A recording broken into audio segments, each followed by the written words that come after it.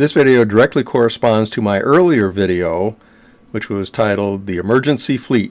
I would suggest, if you haven't seen it yet, you go back and look at it, and then this video will have a lot more context. When the United States entered World War I in April of 1917, the government saw the need to greatly enlarge the free world's fleet of ocean-going ships. The establishment of the United States Shipping Board and the Emergency Fleet Corporation was intended to do just that. Contracts for a total of 346 ships were sent to 14 different Great Lakes shipyards. These ships had to be canal-sized for transiting the Welland Canal and St. Lawrence River's locks.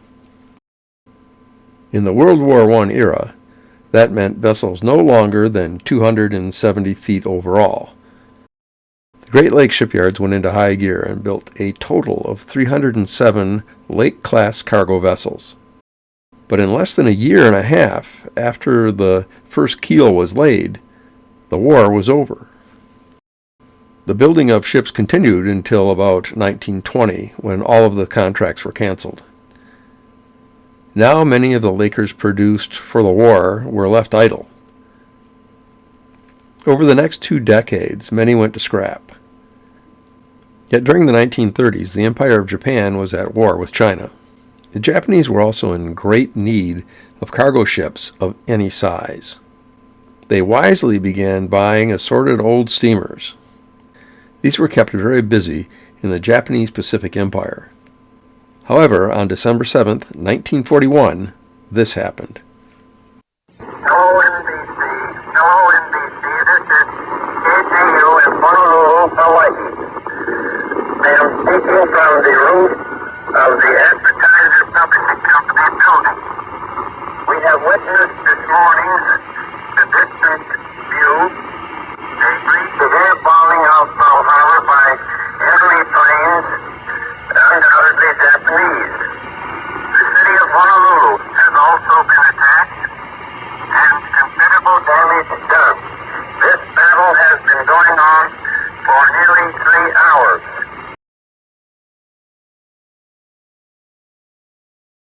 Suddenly, these little freighters became targets. Here's an accounting of some of them. The steamer War Chant was constructed at Superior, Wisconsin in 1917. She was renamed by the Emergency Fleet Board and went to the high seas as Lake Champlain. After the war, she was sold Bulgarian, and later to the Japanese, and finally became Meisei Maru.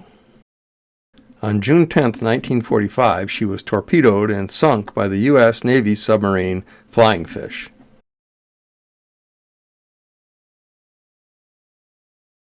You may recall E-Course's Great Lakes Engineering Works steamer Crawl Keys, launched on July 27, 1918, after being completed in a record 34 days. She passed down the Welland Canal on August 20th on her way to salt water. After the war ended, she was purchased by Japan and renamed Kaizen Maru. On March 10, 1945, the U.S. Navy submarine Kitty, with Lieutenant Commander Edward Ackerman in charge, torpedoed and sank 2 Japanese cargo ships, one of which was the Kaizen Maru. Just like the Kaizen Maru, the Kitty had also been constructed on the Great Lakes and was launched at Manitowoc, Wisconsin on April 9, 1944. Thus, we have a Great Lakes-built freighter sunk by a Great Lakes-built submarine. So far as my research shows, this is the only time that happened to an emergency fleet steamer. War Martin was renamed Lake Duane for World War I and later purchased by Japan. Renamed Kone Maru, she was torpedoed on August 2, 1944 by the USS Tautog.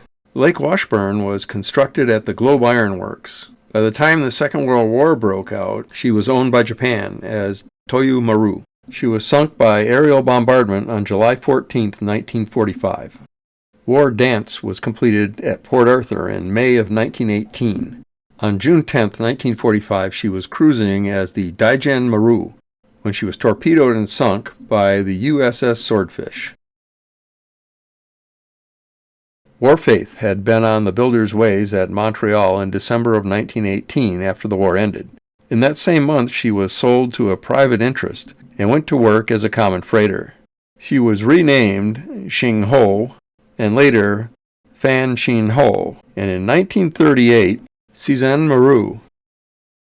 On 24 December 1943, a convoy was sighted, and at 0710, the U.S. Navy submarine Grenard attacked. 2 minutes later, the Cezanne Maru had broken in two and sunk. Interestingly, War Karma was launched at Port Arthur at nearly the same time as War Faith. After the war, she was renamed Raymond Poincaré. When purchased by Japan in 1935, she was also renamed Cezanne Maru. On June 14, 1945, the SS Spadefish sank the 2,200-ton cargo ship Cezanne Maru.